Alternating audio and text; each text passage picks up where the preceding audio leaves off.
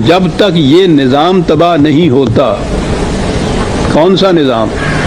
یہ محنت کر کے کاشت کرے، وہ فصل لے جائے۔ اس قسم کا اقتصادی نظام کہ جس میں یہ میں آپ کو سمجھاؤں کہ یہ بات کیا ہے، جسے بینک یا ہم ربا جسے قرآن کہتا ہے، قرآن کریم کی روح سے یہ محنت جو ہے اس کا جو حاصل اس سے ہوتا ہے وہ ہے جسے نفع کہا جاتا ہے۔ معاوضہ محنت کا ہے۔ صرف روپیہ انویسٹ کر کے اس کے اوپر کچھ لے لینا یہ ربا ہے، یہ حرام ہے قرآن کی روح سے۔ اور اتنا بڑا یہ جرم عظیم ہے، قرآن نے کسی اور جرم کے متعلق یہ نہیں کہا کہ اگر تم اس نظام سے، اس جرم سے باز نہ ہو تو خدا اور رسول کی طرف سے اعلان جنگ ہے تمہارے خلاف۔ کسی اور جرم کے متعلق یہ نہیں آیا، اس کے متعلق یہ آیا ہے۔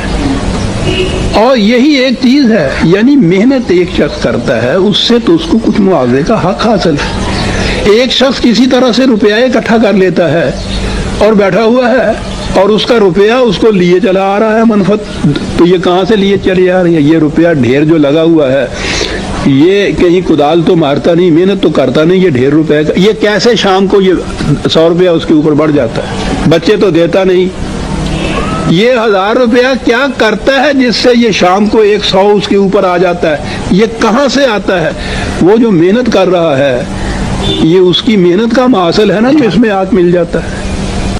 یہ صرف روپیہ انویسٹ کرتا ہے اور بیٹھا ہوا،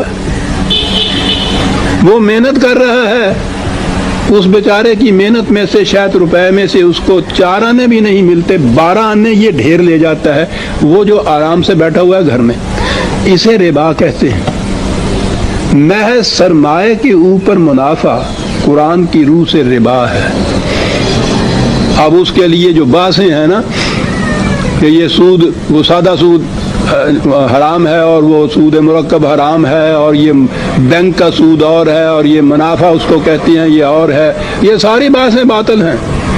قرآن نے ایک لفظ میں ساری بات کہہ دی ہے۔ یاد رکھو، تم اگر کسی کو دیتے ہو کوئی چیز، کسی کی مدد کرتے ہو روپے سے، وَلَكُمْ رُءُوسٌ مِّنْ أَمْوَالِكُمْ، تو تم صرف اصل زر واپس لے سکتے ہو، اس کے اوپر ایک پیسہ زائد نہیں لے سکتے۔ اصل زر کے اوپر ایک پائی بھی جو لینا ہے وہ ربا ہے، وہ حرام ہے قرآن کی روح سے۔